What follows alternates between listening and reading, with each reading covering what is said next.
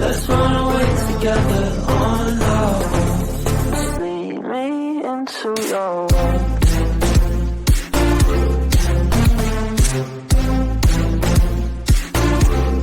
What's up guys, it's your boy ADROIIIT, back at it again with another video. So I told myself I was going to record a video today because it's currently 12 a.m. and I have to go to work in 4 hours, and I got out of work 2 hours ago. So I'm not going to sleep.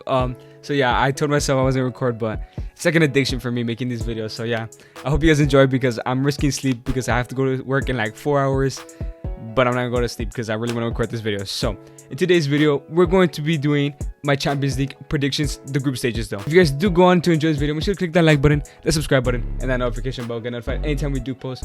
Like I said, it's like an addiction for me to make these videos, so I'm risking sleep right now because I really don't want to let you guys down, and I'll bring out another video for you guys for today. So as you guys know, well, as of today, for me as a recording, well, it's already 12, so as of yesterday, I guess, whatever, the Champions League draw was drawn out, and I did a reaction to it on my Twitch, but it went down. But I was really hyped, especially with Group A, because you guys will see in a little bit why. But I think this year's Champions League is going to be really good. I don't think it's going to be the best Champions League ever. That just depends on the knockout stages. But the Champions League groups are really good. So let's go ahead and get started with my predictions for the group stages. So I may be like the first person to do this. I feel like it's way too early on, especially with the fixtures. But like I said, I really want to bring this out before everyone starts bringing it out, because I don't want to be like the last one, like always. Like with my Premier League predictions, I was the last one and everything. So starting off with Group A.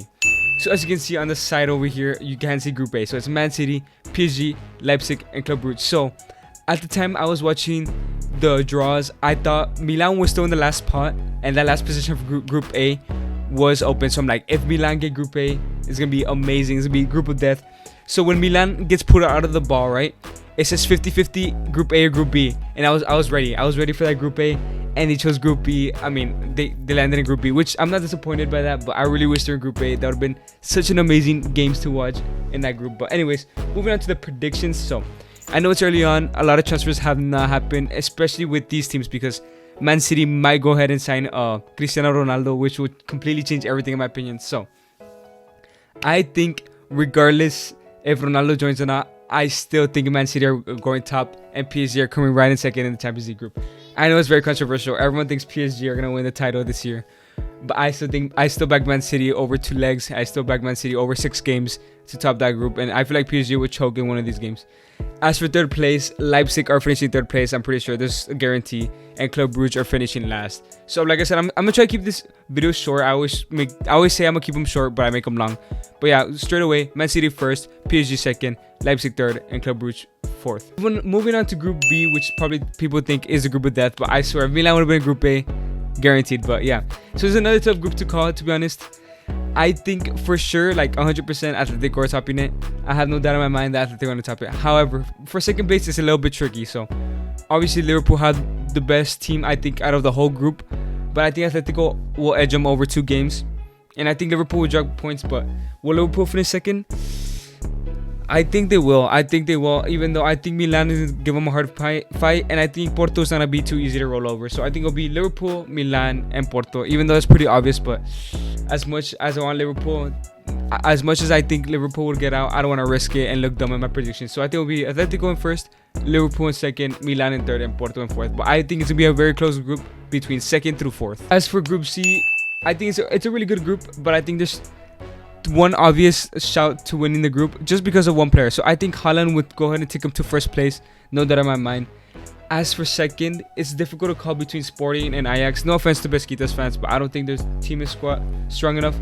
They did add, I think Batshuayi joined Besiktas, and I think he'll help them out a little bit. But I think at the end, Sporting will get second place. Ajax haven't been the strongest for a while now.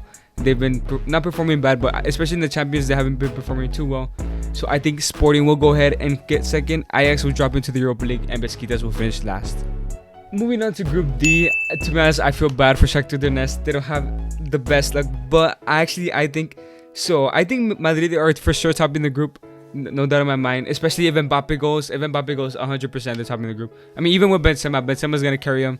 But Ancelotti is such a good manager. I think he's gonna turn this Madrid. He's finally gonna turn Madrid around, try to get them back into the glory days. Second place, I actually think Shakhtar will go through this time. I think they went through last time, but I don't think Inter have the best squad. They sold Lukaku, man, and they sold Hakimi too. And I don't think I don't know if Philip Inzaghi.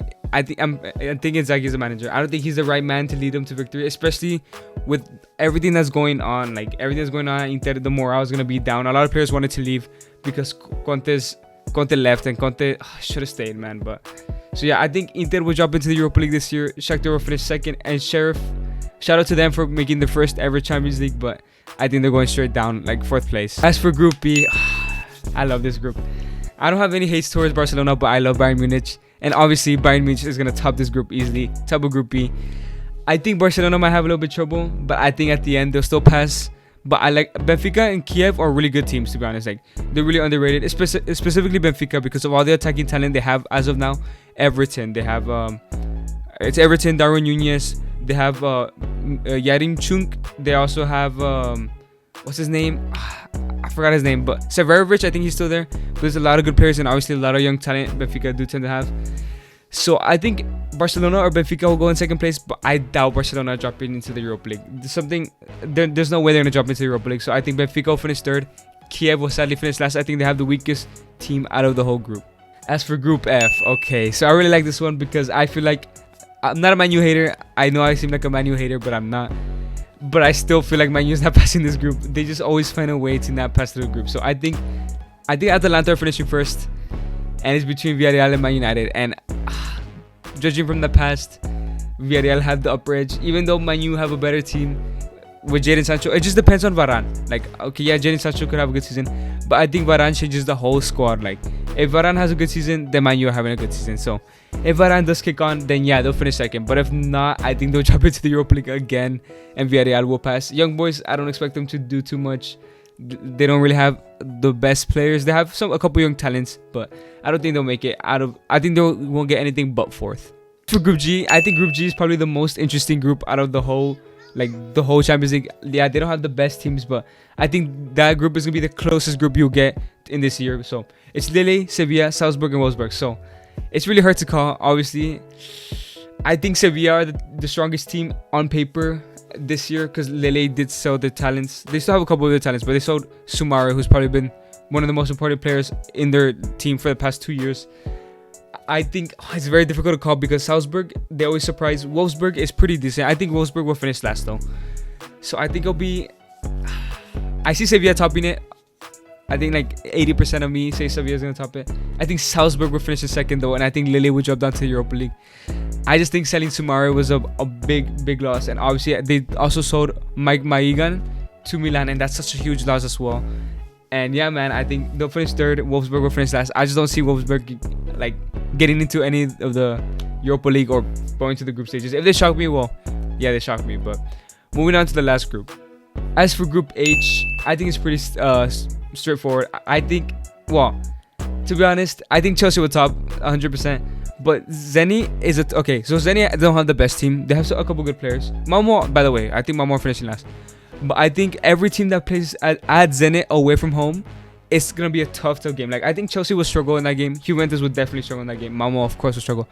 So going to Russia is always difficult, especially to Zenit, where there's like a bunch of fans. Like the fans are bad there, and then it's obviously cold in Russia. So I think every team this season that goes away from home at Russia is gonna have a difficult time. So Chelsea will have a difficult time, Juventus, Malmo, and if they somehow get past the group stages and they have to go to Russia, whatever team it is, whenever it's PSG, Bayern, they're gonna struggle. So I think Juventus will still get 2nd, but I think Zenit could go ahead and sneak in there. Malmo, I don't see them doing anything special this year, but that's basically it for all the predictions. It's a quick little video. I don't want to run through it.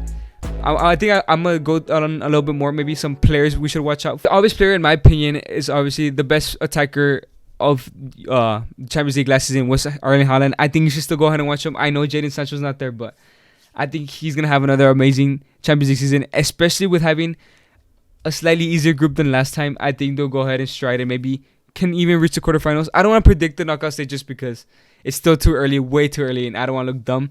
But I think Haaland's going to have one to watch out for.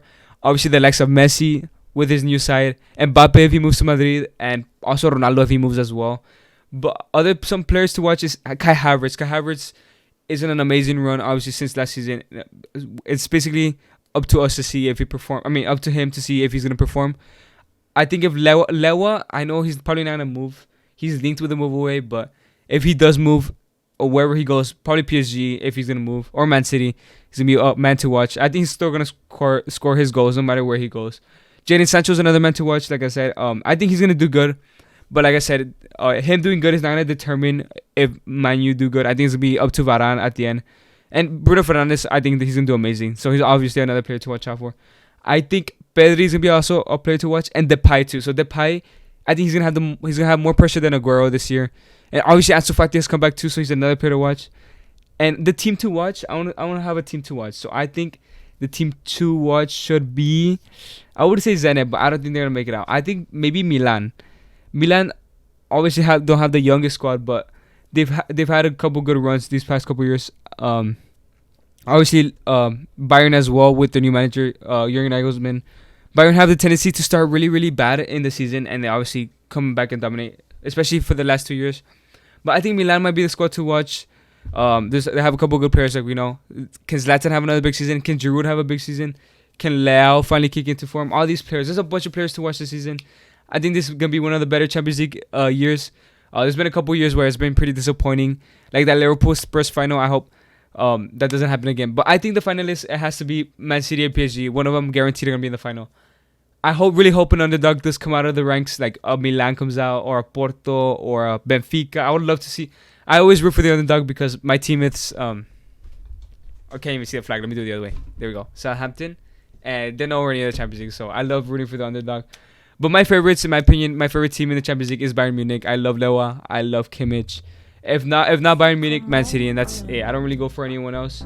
I mean, I guess Juventus because I'm a Ronaldo fan. But other than that, I don't really support anyone. I love watching Champions League. I love watching the big games. But yeah, I mean, if I'm backing anyone, it's probably Bayern Munich. I think I hope they win it again because I absolutely love their team. I love their players. But I really do hope there's an underdog story. There's always an underdog story. You guys know there's always an underdog story. But I hope finally an underdog finally wins it because it's really... I mean, I guess you can consider Chelsea an underdog last season, but like maybe like a Sevilla would go and win it, or like a Villarreal, like something like that would be really interesting. But yeah, that's basically the end to this video. So yeah, I know a couple of you guys already knew that I wasn't gonna upload a video today, but surprise, I have come up with a video. Like I said, it's like an addiction right now. I really love uploading for you guys, editing and all that stuff. So if you guys did enjoy this video, make sure to click that like button, the subscribe button, and the notification bell to get notified anytime we do post. But anyways, make sure to do the things that you love, the things that make you happy. Just be yourself, man. It's been your boy Adroit. Thank you guys so much for watching. Have a nice day and chamos.